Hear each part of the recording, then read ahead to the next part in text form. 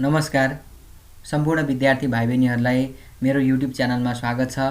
आज हामी क्लास 12 फिजिक्समा रहेको वेभ मोसन भन्ने च्याप्टरलाई डिस्कस गर्न गइराखेका छौं।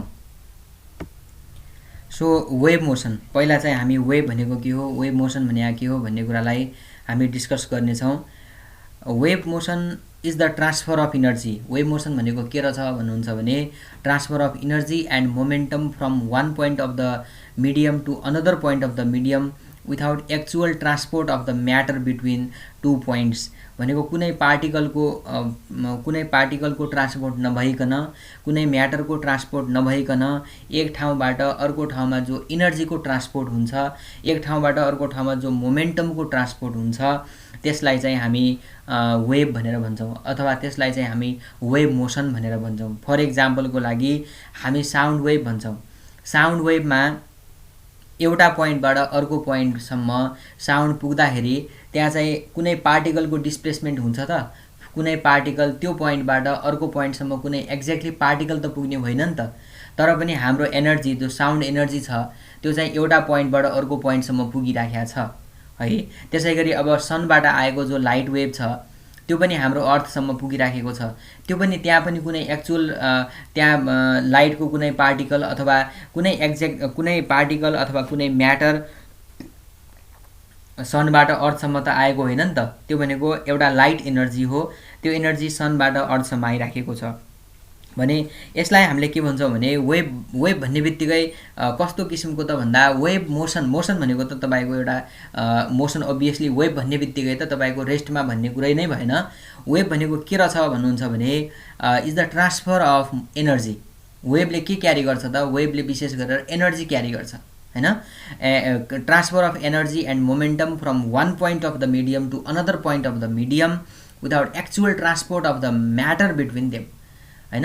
कुनै एक्चुअली कुनै म्याटरको कुनै पार्टिकलको ट्रान्सपोर्ट नगरिकन कुनै एक ठाउँबाट मिडियमको एउटा ठाउँबाट अर्को ठाउँसम्म यदि एनर्जी क्यारी गर्छ भने त्यसलाई हामीले वेभ भन्छौं। जस्तो कि अथवा अर्को किसिमले भन्नुहुन्छ भने a wave is a vibratory disturbance in a medium which carries energy from one point to another point without any actual movement of the particles of the medium अथवा without actual movement of the medium भनौं न।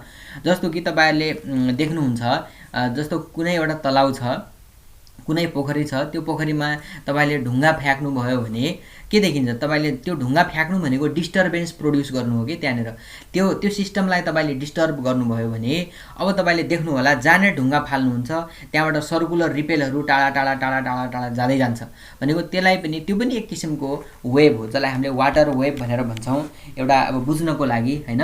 अब जस्तै sound वेभलाई त हामीले आफ्नो आँखाले त देख्न सक्दैनौं हैन, लाइट वेभलाई पनि देख्दैनौं, तर जस्तो कि त्यो एउटा वेभ यस्तो हुन्छ भनेर एउटा तपाईलाई मैले वाटर वेभको एउटा एक्जाम्पल दिए। सो एक किसिमले के हो त भन्दा एक किसिमको डिस्टर्बेन्स हो। वेभ प्रोड्युस केले गराउँछ त भन्दाखेरि डिस्टर्बेन्सले गराउँछ हैन। र यसमा डिस्टर्बेन्स किनभने तपाईले त्यो पोखरीमा ढुङ्गा खसाल्दाखेरि त्यहाँनेर त डिस्टर्ब भयो हैन, अथवा त्यहाँनेरको एनर्जी बढ्ता भयो, त्यो एनर्जी त्यहाँनेर प्रोड्युस भएको एनर्जी त्यहाँनेर डिस्टर्ब हुँदाखेरि जो प्रोड्युस भएको एनर्जी छ त्यो टाढा टाढा टाढा त्योबाट टाढा टाढा जाँदै जान्छ, सर्कुलर रिपलको फर्ममा जान्छ। तपाईहरुले यो अनुभव पनि गर्नु भएको होला। त्यसैगरी the transfer of energy from one point to another point by wave is one of the most important phenomena in the nature।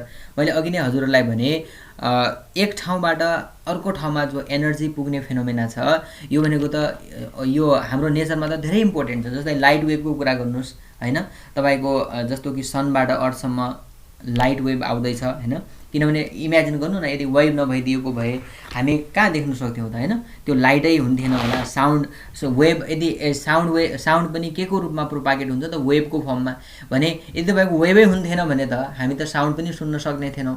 भने कस्तो हुन्थ्यो होला इमेजिन गर्नु त। त्यसको अलावा त्यति मात्र होइन, आजकल हामी विद्युत चुम्बकीय तरंग भन्छौं, इलेक्ट्रोम्याग्नेटिक वेभ भन्छौं।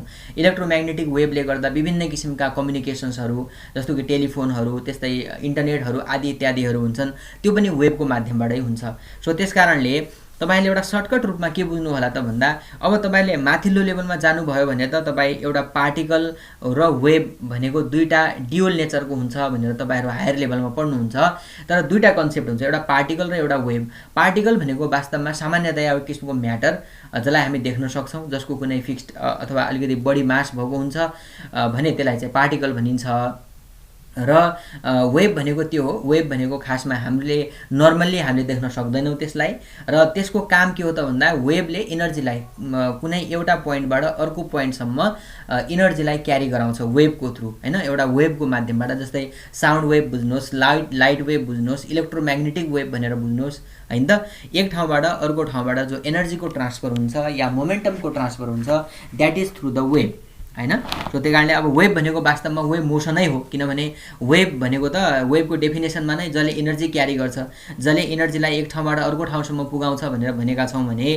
वेभ रेस्टमा भन्ने त कुरै भएन र वेभ इम्पोर्टेन्ट नेचरमा धेरै नै इम्पोर्टेन्ट रहेको छ ओके त्यसपछि फेरि हामी अगाडि बढ्दै छौं there are two ways of energy transfer by the wave अब यहाँ चाहिँ यो जो एनर्जीको ट्रान्सफर भनेका छौं हामीले energy transfer by the wave वेभले के गर्छ त भनेपछि एनर्जीलाई ट्रान्सफर गर्छ भनेको एक ठाउँबाट एनर्जीलाई अर्को ठाउँसम्म पुगाउँछ हैन यसका पनि दुई किसिमका तरिकाहरू छन् हैन देयर आर टु वेज यहाँनेर हेर्नु होला मैले लेखेको पनि छु there are two ways of energy transfer by the wave ती के हुन् त भनेपछि एउटा चाहिँ मेकानिकल वेभ भन्दो रहेछ त्यो भनेको कस्तो भने the waves which require material medium for their transmission are called mechanical wave त्यस्ता किसिमका वेभहरु जसलाई मिडियमको आवश्यकता पर्छ जस्तै तपाईहरुको भन्नु न साउन्ड वेभको लागि तपाईलाई मिडियमको आवश्यकता पर्छ यदि मिडियम भएन भने साउन्ड प्रोपागेट हुँदैन जस्तो कि तपाईहरुले चन्द्रमामा जानुभयो हैन जहाँ एयर पनि छैन भने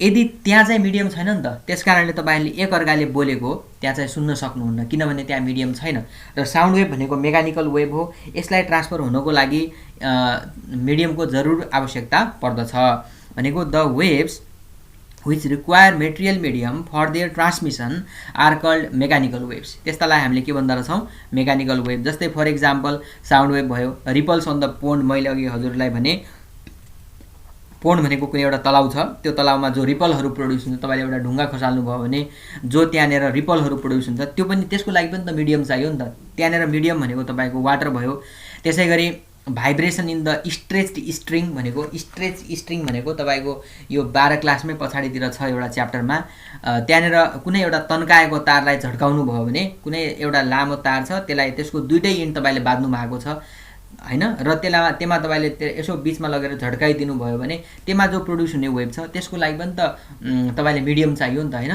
त्यसकारणले यस्ता किसिमका वेभहरु जसलाई चाहिँ पास हुनको लागि मिडियमको आवश्यकता पर्छ त्यसलाई हामीले मेकानिकल वेभ भन्दा रहछौं जस्तै फर एक्जाम्पलको कुराहरु भयो र इनलाई अर्को भाषामा चाहिँ इलास्टिक वेभ पनि भन्दो रहेछ यस्ता वेभलाई चाहिँ मेकानिकल वेभहरुलाई चाहिँ इलास्टिक वेभहरु पनि भन्दो रहेछ on the other hand the waves which do not require material medium for their transmission are called non mechanical waves तर अर्कोपट्टि त्यस्ता किसिमका वेभहरु जसलाई कुनै मेटेरियल मिडियम अथवा जसलाई मिडियमको आवश्यकता पर्दैन त्यस्तालाई हामीले नन मेकानिकल वेभ भनेर भन्दा रहछौं ती भनेका जस्तै एक्स-रे भए त्यसै गरेर लाइट वेभ भए हैन किनभने एक्स-रे भनेको पनि त तपाईको लाइट न हो एक किसिमले हाई एनर्जेटिक माइक्रोवेभ भए रेडियो वेभ भए अब तपाईले भन्न सक्नुहुन्छ इलेक्ट्रोम्याग्नेटिक वेभहरु भए यी कुराहरुलाई चाहिँ हामीले बेसिकली के भन्दा रहछौं नन मेकानिकल वेभ भनेको तिनलाई चाहिँ लाइट वेभलाई पास हुनको लागि कुनै मिडियमको आवश्यकता पर्दैन बिना माध्यम पनि यो ट्राभल गर्न सक्छ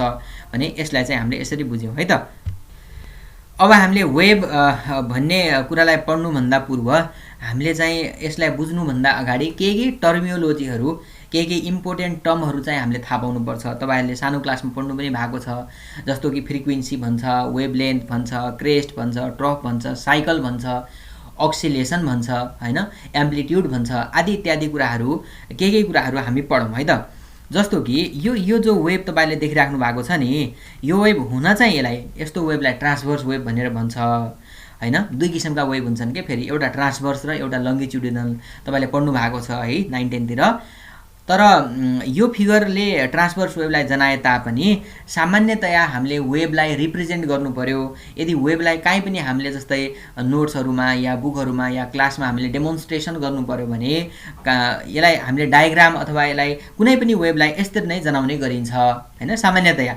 तर वास्तवमा यो उसरी ट्रान्सभर्स वेभको रिप्रेजेन्टेसन हो। तर अहिलेको लागि हामीले सामान्यतया एउटा वेभ यस्तो किसिमको छ भनेर मानौँ है त। अब यसमा तपाईले देखिराख्नु भएको छ यो भनेको क्रेस्ट रहेछ। हेर्नु त यो अक्सिलेसन भनेको कतापट्टि भन्नुहुन्छ भने यतापट्टि वाइ एक्सिस छ, यतापट्टि एक्स एक्सिस छ भने वाइ एक्सिसतिर मानौ तपाईको डिस्प्लेसमेन्ट होला, किनभने यो त पार्टिकलको डिस्प्लेसमेन्ट हो नि त हैन। जस्तो कि यहाँनेर तपाईले डिस्टर्बेन्स प्रोड्युस गराउनु भयो भने तपाईको के भइदिन्छ भने यो खासमा यो मुभमेन्ट जो तपाईले देखिराख्नु भएको छ नि ब्लू कलरको, त्यो भनेको वास्तवमा त्यो मिडियमको जो पार्टिकलहरू हुन्छ नि त्यो मिडियमको पार्टिकलको चाहिँ अक्सिलेसन हो के यो। जस्तो कि तपाईको एयरको जस्तै साउन्ड वेभको कुरा गर्नुभयो भने यहाँनिर तपाईले एउटा स्पिकर बजाइदिनु भयो भने जो एयरका पार्टिकलहरू हुन्छन् ती एयरका पार्टिकलहरूको अक्सिलेसन हो यो। पहिला यसको एम्प्लिट्युड बढी भयो, फेरि घट्यो, फेरि बढ्यो, फेरि घट्यो, फेरि घट्यो भनेको अर्थ यो खासमा कस्तो त भन्नुहुन्छ भने यो जो डिस्प्लेसमेन्ट भइराखेको छ the displacement is of the particles of the medium भन्छ के। त्यो मिडियमको पार्टिकलहरूको चाहिँ नै डिस्प्लेसमेन्ट हो यो अथवा भाइब्रेसन हो भनेर भन्छ है त। र क्रेस्ट भनेको के रहेछ भन्नुहुन्छ भने यो सिधा dot dot dot dot dot जुन लाइन छ त्यो भनेको इक्विलिब्रियम पोजिसन भन्दो रहेछ के। डट डट लाइनलाई इक्विलिब्रियम पोजिसन भन्दो रहेछ। अनि यो म्याक्सिमम जो भ्यालु देखिराख्नु भएको छ त्यो भनेको क्रेस्ट हो। त्यसकारणले the maximum displacement of the particles of the medium above the equilibrium position is called crest भनेको यसलाई यो डट डट डट जुन लाइन छ त्यसलाई भन्छ इक्विलिब्रियम पोजिसन। इक्विलिब्रियम पोजिसन भन्दा माथितिरको जो सबभन्दा म्याक्सिमम डिस्प्लेसमेन्ट भएको पोइन्टलाई हामीले क्रेस्ट भन्दा रहेछौँ। The maximum displacement of the particles of the medium. अब मैले अघि नै तपाईहरुलाई भने यहाँ चाहिँ यो डिस्प्लेसमेन्ट कसको हुँदैछ त भनेपछि पार्टिकल्स अफ द मिडियमको। त्यो मिडियमका पार्टिकल छ एयर छ भने एयरका पार्टिकलहरूको डिस्प्लेसमेन्ट हो है। जो सबभन्दा म्याक्सिमम डिस्प्लेसमेन्ट भएको पोइन्ट छ त्यसलाई हामीले क्रेस्ट भन्दा रहेछौँ। तर के हुनु पर्यो यो पोइन्ट भने इक्विलिब्रियम पोजिसन भन्दा माथिको। त्यसैगरी the maximum displacement of the particles of the medium below its equilibrium position भनेको इक्विलिब्रियम पोजिसन भन्दा तल इक्विलिब्रियम पोजिसन भन्दा तल जो म्याक्सिमम किनभने यो पनि त म्याक्सिमम त हो कि हैन। यो इक्विलिब्रियम पोजिसनबाट हेर्नुभयो भने तपाईको म्याक्सिमम त छ तर इक्विलिब्रियम पोजिसन भन्दा माथि होइन कि तल छ हैन। The maximum displacement of the particles of the medium below its equilibrium position is called हामीले के भन्दा रहेछौँ त्यसलाई ट्रफ भनेर भन्दा रहेछौँ। अब तपाईहरुले एम्प्लिट्युड भनेको के हो अब अगाडिको स्लाइडमा आउला।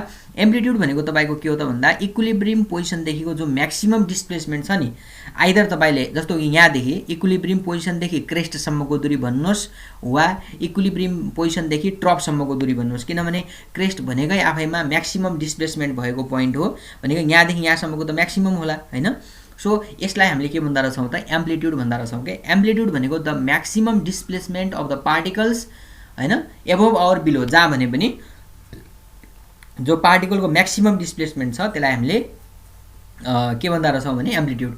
र अब वेभलेन्थ भनेको के रहेछ भन्नुहुन्छ भने जस्तो कि हेर्नुहोस् त यो एउटा क्रेस्ट हो, यो पनि एउटा क्रेस्ट हो, यो पनि एउटा क्रेस्ट हो। ट्रफ भन्नुहुन्छ भने यो पनि एउटा ट्रफ हो, यो पनि एउटा ट्रफ हो। दुईवटा कन्जिक्युटिभ क्रेस्टको बिचमा हैन एक सँगसँगै आउने के यो र यसको बिचमा भनेर भन्नु भएन कि दुईटा सँगै आउने क्रेस्ट एउटा यो क्रेस्ट छ एउटा यो सँगै आइराखेको छ कि छैन। त्यसैगरी आइदर यो र यो भनेको दुईटा एकदमै नजिकका हैन अथवा कन्जिक्युटिभ भन्छ यस्तोलाई। The distance between two consecutive crest or two consecutive trough is called wavelength भन्छ है त। जस्तै यहाँ यो क्रेस्टदेखि यो क्रेस्टसम्मको दूरी वा यो ट्रफदेखि जुनसुकै यो मात्र भन्ने हैन जुनसुकै क्रेस्टदेखि एउटा क्रेस्टदेखि अर्को क्रेस्टको दूरी तर त्यो क्रेस्ट भने कस्ता हुनु पर्यो त एकदम नजिकका सबभन्दा हैन सबभन्दा नजिकका दुईवटा क्रेस्टको बीचको दूरी वा सबभन्दा नजिकका दुईवटा ट्रफ बीचको दूरीलाई हामीले के भन्दा रहेछौँ त हामीले त्यसलाई भन्छौँ वेभलेन्थ भनेर भन्छौँ। अथवा यसलाई अर्को भाषामा चाहिँ एउटा कम्प्लिट साइकल भनेको हेर्नुहोस् त जस्तो यहाँदेखि सुरु भयो तपाईले यो माउस पनि हेरिराख्नु होला है त।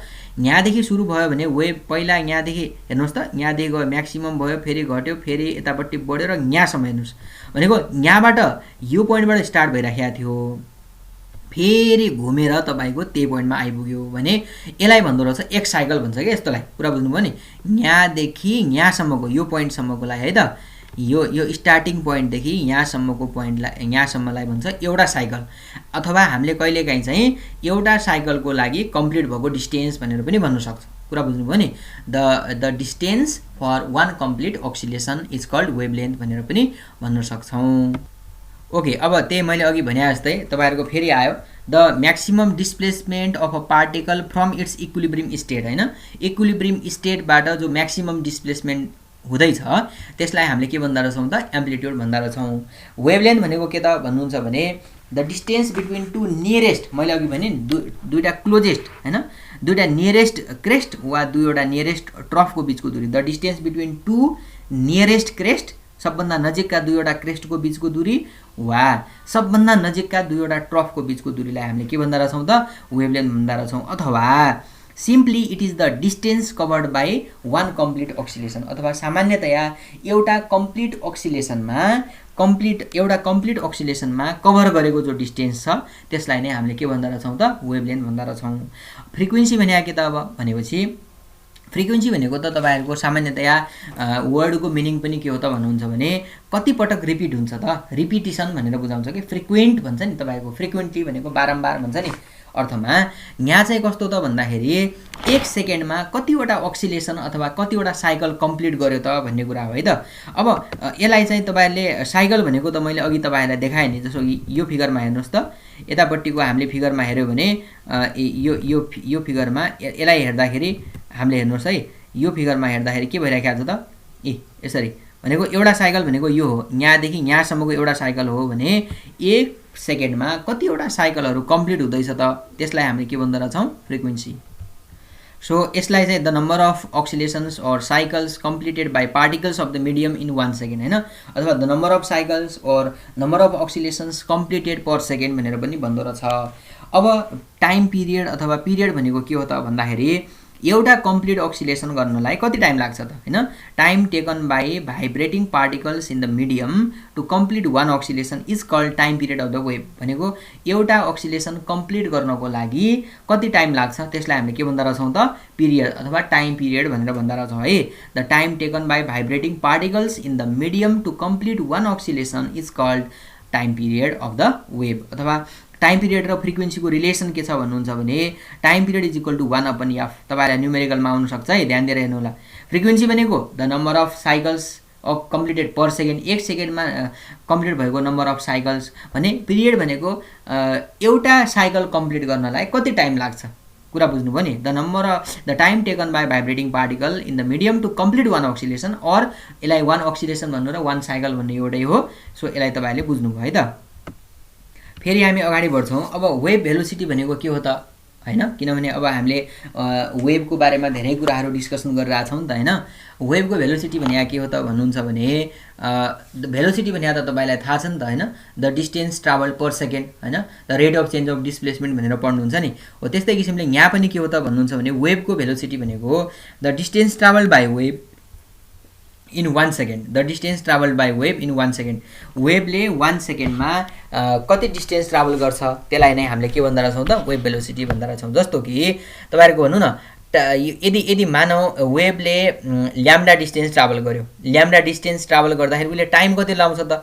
टी लगाउँछ नि त, होइन? ल्याम्डा भनेको कति हो त? एउटा साइकलको लागि कभर गरेको डिस्टेन्स हो। ल्याम्डा भनेको के हो? वेभलेन्थ भने के हो त? ल्याम्डा भनेको the distance covered in one cycle हो कि होइन? भनेको एक साइकलमा कम्प्लिट गरेको डिस्टेन्स कति भयो त? ल्याम्डा भयो। र एक साइकलको लागि लाग्ने टाइमलाई हामीले के भन्छौँ त? टाइम पिरियड भन्छौँ। क्यापिटल टी भनेको time required to complete one oscillation, भनेको मतलब एउटा अक्सिलेसनको लागि कभर गरेको डिस्टेन्स भनेको ल्याम्डा भयो र टाइम भनेको कति भयो त? टी भयो। भनेपछि तपाईँहरूले त भेलोसिटी बराबर त डिस्टेन्स अपन टाइम हो, अर्थात् डिस्प्लेसमेन्ट अपन टाइम हो नि त। त्यस कारणले डिस्प्लेसमेन्ट भनेको अथवा डिस्टेन्स भनेको तपाईँको ल्याम्डा भयो, किनभने एउटा अक्सिलेसनको लागि, होइन, एउटा अक्सिलेसनको लागि एउटा साइकलको लागि डिस्टेन्स भनेको ल्याम्डा र टाइम भनेको के त? टाइम पिरियड भनेको v is equal to lambda upon T भयो। अब अघिको एउटा रिलेसनमा आइसकेको छ 1/t, 1 क्यापिटल टी भने के हो फेरि? त्यो भने फ्रिक्वेन्सी हो। भनेको के आयो त यसको अर्थ भने v is equal to f, 1/t भनेको f हो 1/t भनेको के हो त 1 अपन टाइम पिरियड भनेको फ्रिक्वेन्सी हो f into lambda v equal to v बराबर f इन्टु ल्याम्डा।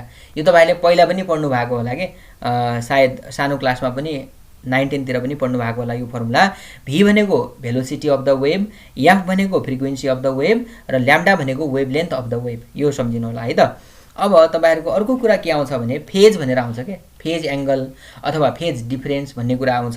त्यो भनेको के रहेछ भन्नुहुन्छ भने the state of motion of a particle at a given time and place is called the phase of the wave at that point and time. भनेको कुनै एउटा पर्टिकुलर पोइन्टमा हैन अथवा पर्टिकुलर टाइममा त्यसको स्टेटलाई जनाउने के, the state of motion of particle, the state of motion of particle at a given place, कुनै एउटा पर्टिकुलर प्लेसमा at a given place and time र पर्टिकुलर टाइममा चाहिँ त्यसको स्टेट अफ मोसन कहाँनिर छ पार्टिकल भनेर देखाउनको लागि प्रयोग गरिन्छ। भनेको the state of motion of a vibrating particle means where the particle is. भनेको स्टेट अफ मोसन भनेको त पहिला त कहाँनिर पार्टिकल छ, पहिला पार्टिकलको पोजिसन देखाउनु पर्यो हैन हैन। स्टेट अफ मोसन किनभने हामीले यहाँनिर भन्दैछौँ नि त the state of motion of particle at a given place and time is called the phase भनेको छ नि त।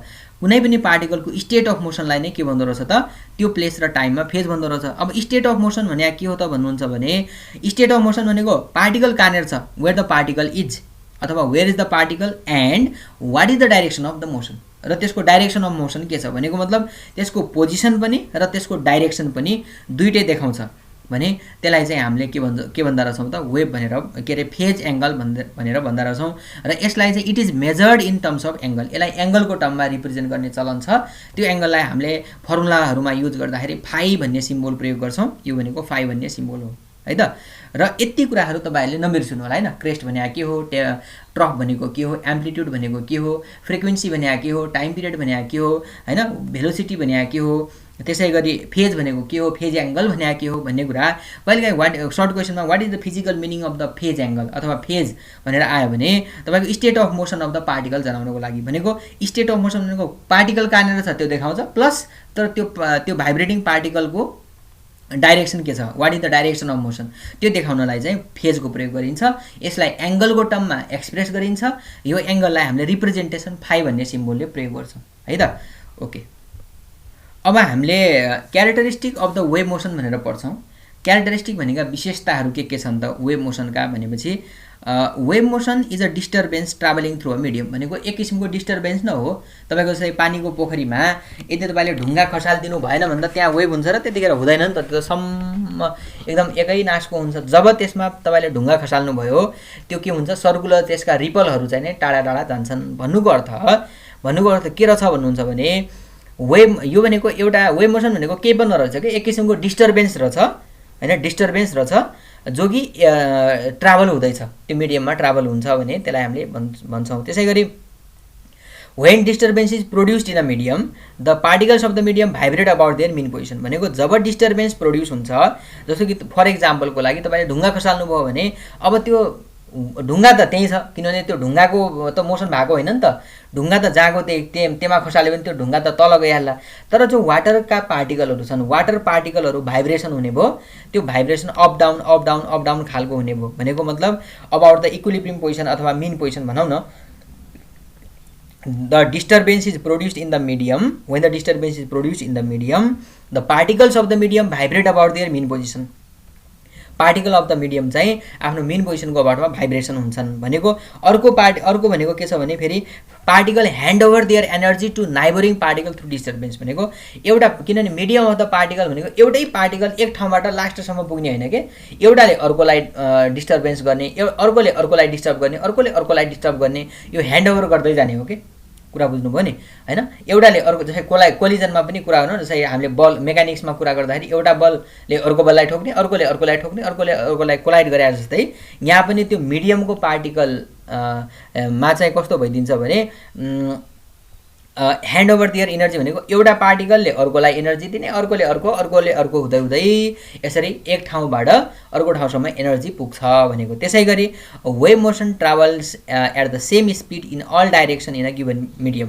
कुनै एउटा गिवन मिडियममा छ भने हैन वेभ चाहिँ चारै दिशामा जस्तै तपाईको भनौँ न तपाईले पानीको पोखरीमा ढुङ्गा खसाल्नुभयो भने एउटै डिरेक्सनतिर मात्र वेभ जाने अरूतिर जाने भन्ने हुँदैन नि त। त्यही भएर त त्यो चारैतिर गएको हुनाले पो हामीले सर्कुलर खालको देख्यौँ नि त रिपलहरू होइन। र the speed of the wave depends on the nature of the medium of course, किनभने वेभको स्पिड भनेको त एयरमा जति हुन्छ त्यति लिक्विडमा हुँदैन, त्यति सोलिडमा हुँदैन। के हुनाले मिडियममा भर पर्छ, कस्तो खालको मिडियम छ त्यो मिडियम अनुसार यसको स्पिड पनि वेभको स्पिड पनि फरक फरक हुन्छ भनेर भन्छ। ओके, आजलाई यति गरौँ र अब हामी नेक्स्ट क्लासमा यसका वेभका विभिन्न किसिमका टाइप्सहरू के हुन् भन्ने कुराको बारेमा पढ्नेछौँ। र अहिलेसम्म तपाईँहरूले भिडियोलाई हेरिदिनु भएकोमा धन्यवाद। र यदि तपाईँले हाम्रो युट्युब च्यानललाई सब्सक्राइब गर्नुभएको छैन भने प्लिज सब्सक्राइब गरिदिनु होला र केही पनि कमेन्ट र फिडब्याक दिनुहोला। Thank you very much.